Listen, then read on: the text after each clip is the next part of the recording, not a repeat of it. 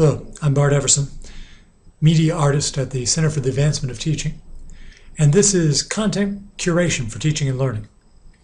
This is a presentation divided into 5 parts, 2 parts theory and 3 parts practice, because our extensive research on this topic has revealed that that's the exact mix that people really need. Or maybe I just made that up. So to begin, curation is a kind of funny word. It is something that my spell checker doesn't even actually recognize, so obviously we're going to have to unpack this term a little bit to understand what it's all about.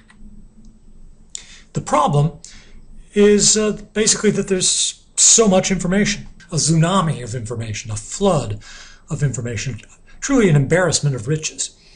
And all of this content that's coming online every day, of course, is created by human beings, but it's delivered by machines.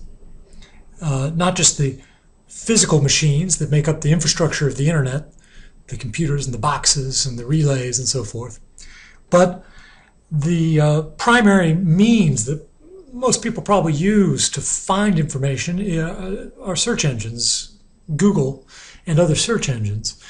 And of course, these are software programs, automated solutions that use a vast amount of computing resources and secret algorithms to generate search results. Is there a better way? Possibly we could restore the human element, add the human element back into this picture, because humans can look through all of this information that's coming online, not all of it, obviously, but information in a particular domain for a particular purpose. They can scour through that information. They can zoom in on the information that's most relevant to their purpose. They can select that good information. They can collate it, combine it, collect it, analyze it, annotate it, and deliver it, share it with other people. In fact, humans are doing just that. This is the process that we're talking about, and the primary example of this is Pinterest, probably the most successful content curation site. And I'll come back to it briefly in a little bit. But just to give a quick look, as we know on Pinterest, people pin images that they find around the web, and the end result is a pin board, a gallery, if you will, of images, not created by the user, but curated by them. So if this kind of looks like an art gallery, that's exactly the metaphor that we're looking for.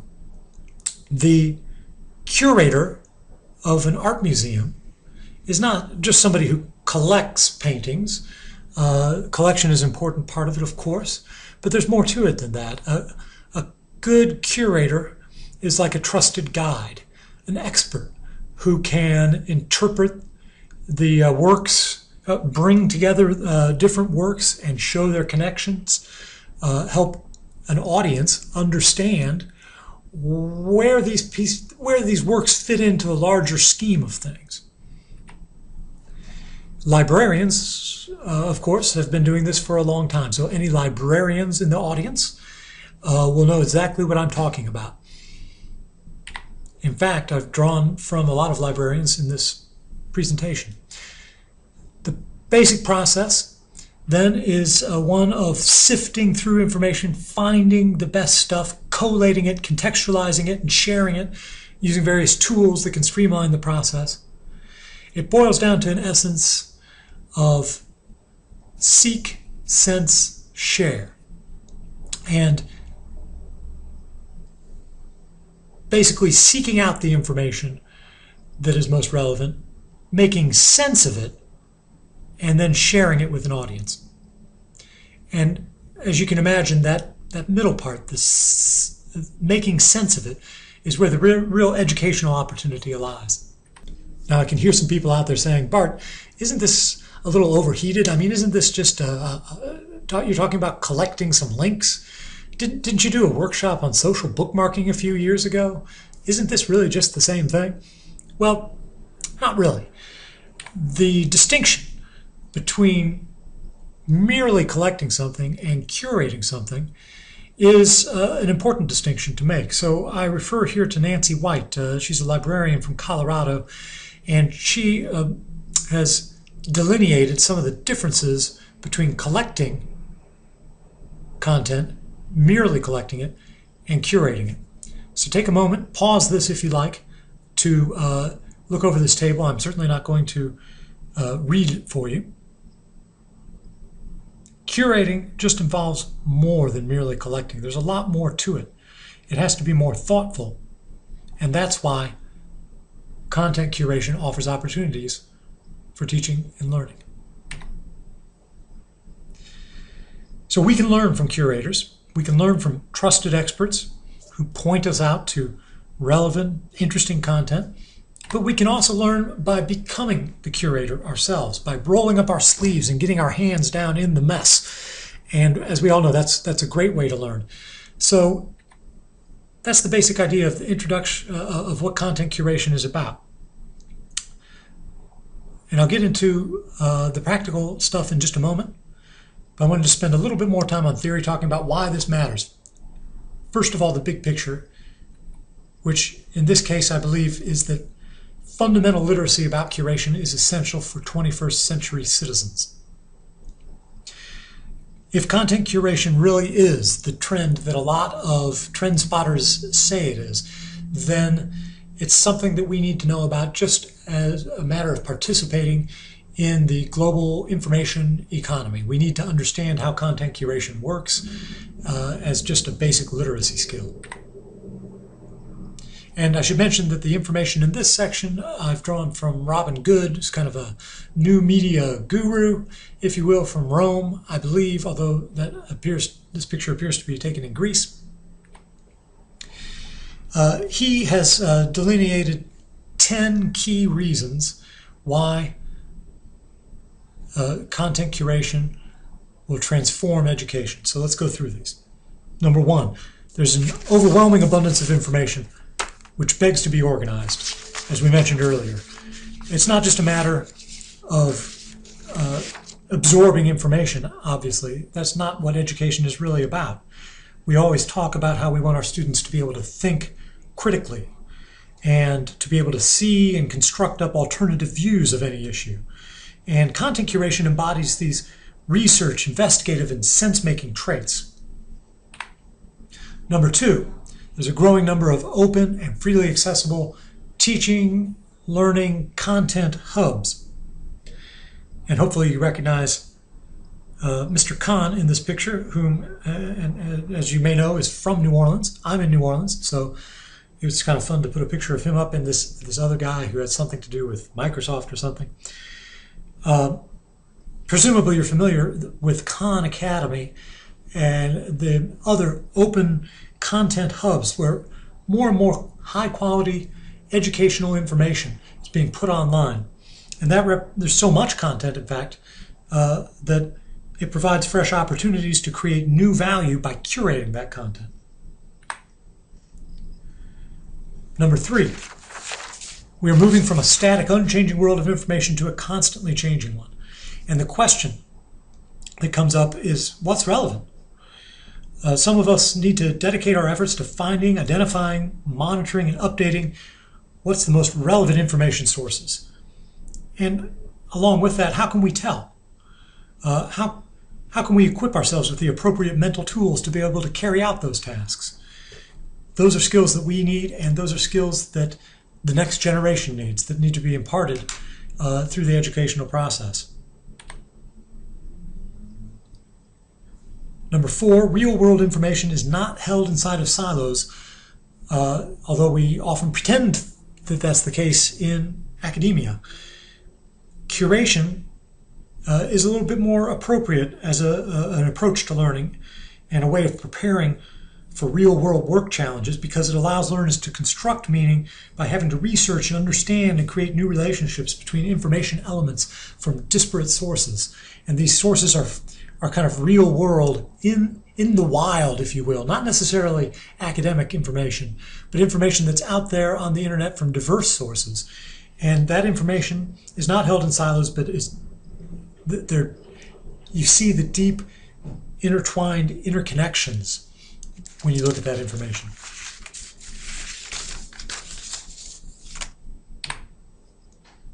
Number 5, fast food information consumption is on the decline.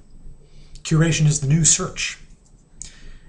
Google has lost its mojo, and search results have become increasingly unsatisfactory, often polluted by irrelevant, commercially driven results. So search engine results are just not what they used to be. And furthermore, why should we rely on secret algorithms that don't provide the value and the worthwhile information that we're looking for if topic-specific, trusted expert guides can do it better for us? Number 6, the job market is rapidly changing. I think we're aware of that. Curation may be a skill that helps people in the job market. Number 7, alternative certification systems are emerging. I don't want to frighten people too much, so I'm just going to skip over this one for now. And number 8, teachers and professors can now curate their own textbooks. And again, this gets back to the idea that there's so much quality open content out there that we can now curate the best content from many experts and create alternative textbooks. Academic curators, teachers, perhaps now, perhaps in the near future, will design their own textbooks and their own teaching curriculums, their own learning paths by selecting and pulling together the very best and most relevant materials from a variety of formats and configurations to satisfy the needs of the audiences that they serve, their groups of students. Number 9, the educational marketplace is now open to thousands of competitors. So what can those of us at traditional educational institutions do about it? We can create curated learning paths for our specific audiences and needs.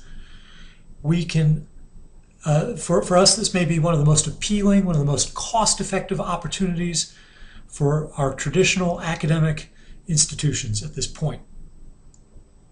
We have an established authority. People already trust us. So let's capitalize on that. And number 10, there is a demand for trusted guidance over learning, content, and curricula. Despite the disruptive effects of massive online open courses and other technologies, traditional academic institutions may indeed become trusted curators and guides to the greater universe of information out there, while specializing our efforts for a set of specific areas, needs, and communities of interest. So that's an idea of why this matters, according to Robin Good. Moving on now to some of the practical applications, some of the practical aspects. Let's talk about some of the tools that are available. Pinterest. I mentioned earlier, wanted to come back to that. I'd say that Pinterest is probably the most successful content curation website that's out there. It was launched in 2010 by a guy from Iowa, and according to the most recent statistics in July of 2013, Pinterest had something like 70 million users. So very successful. Pinterest focuses on images. Pinterest allows users to collect images that they find elsewhere online and pin them into collections. They call them pin boards. Here I've collected some images related to the autumnal equinox. The science behind it, the cultural aspects, ancient architecture that is aligned to the equinoxes, and stuff of this nature, just for the purposes of demonstration. The thing about Pinterest, of course, being focused on images, I think this does have broad application for teaching and learning. A lot of educators are using Pinterest, but I'm not sure it necessarily is going to be applicable in every course across the curriculum. Scoopit is another tool. It's founded in late 2011, based in San Francisco, and this is more of an ongoing, newsy, bloggy kind of tool. I say that because a lot of the, in Scoopit, you create a topic that it's kind of like a newsletter, an assemblage of links to content with your own insights added as you curate these. And Scoop.it has built in a lot of tools that help, discovery tools. So Scoop.it is scouring the internet for the most recent information that may be relevant to your topic. As an example, I've created here a Scoop.it topic called Mindful Tech. Perhaps it's not the best term, but the idea that I had for this is the intersection of technology and meditation, contemplation, mindfulness, and the like. So I'm looking for stories and news items that relate to that, and when I find them, I incorporate them into my topic. And Scoop.it makes that very easy. Once you have the link, you just plug it in, and the website suggests any number of additional options for you. Learnist, as the name implies, is focused specifically on education. It was launched in May 2012 and was this summer purchased by Kaplan. And it aims to be kind of the Pinterest of education. So instead of a pin board, you're creating a learn board.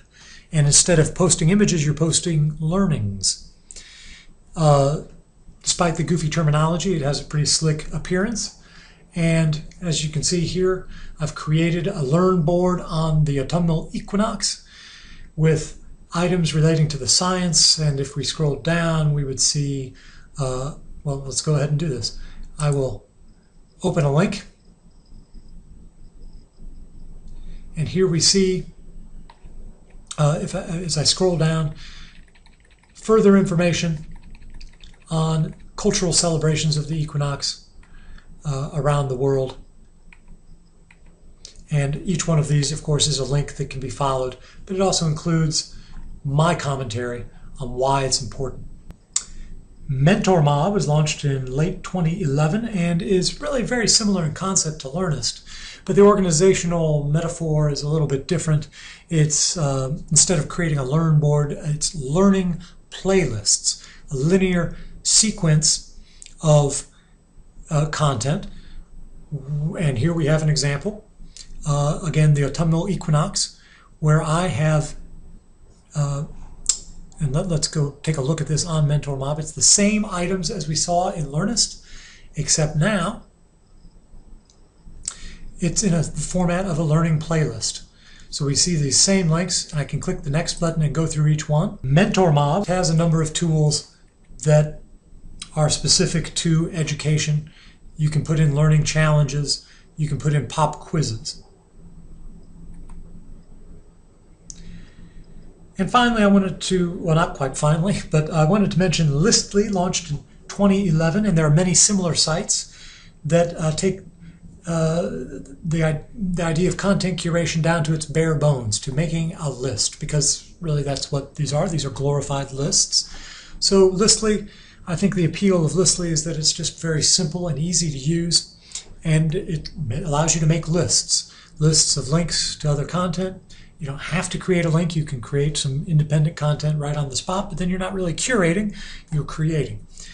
The idea, and if you're tired of the autumnal equinox, I have an example here that shows some learning resources that have been compiled for the Cask of Amontillado, the classic Edgar Allan Poe story, to help students learn about the cultural context of the story, Venice, carnival season, and so forth. So those are some tools specifically related, specifically for content curation. Let's not forget that other tools such as Facebook, Twitter, and good old-fashioned blogs also have a lot of possibility for content curation. But these are more open-ended tools. They can be used for other purposes. So you really, if you want to be focused specifically on curation, then you need to be very disciplined or very clear. On the other hand, you may find the open-ended nature of these tools very liberating. You can curate content and you can create content side by side, no problem. And they're very flexible, very powerful. So those are some of the tools. Moving on to some of the practices when you use these tools, this is the basic process that you want to stick to. And these tips come from Justine Hyde, a librarian in Australia, I believe. Number one, decide on a goal for curating content. Why are you doing it? Have to be clear on your goal at the very beginning. Number two, set a schedule. Set aside some time in your schedule. Time is a very precious commodity, obviously. So you're going to want to make sure that you've chosen your goal wisely. And then set aside some time, even if it's just 1 hour a week, to keep up with your curation. Number three, choose your topic. Make sure it's linked to your goal. Make sure it's something that fits into your goal so that your time is well spent. Number four, choose your sources. If you already have some expertise in a particular area, you're probably aware of some of the good sources for information, or you already have some strategies for getting that information online. So don't just wander about aimlessly. Go to those sources and find the information that's best. And step five, once you find new information, scan it, evaluate it, and select the very best content that is in line with your topic and your goal. Then you're going to want to take some time to read that content. Read it in depth. And then step seven, my favorite part, take a pause, take a moment to reflect and think about the content. Decide why it's important to your curation. This doesn't have to be earth-shattering stuff, but you do need to take a moment to figure that out. Number eight, annotate, evaluate, comment on the content, put it in context for your audience. This is where curation really comes into play. You may be citing an example even as a negative example.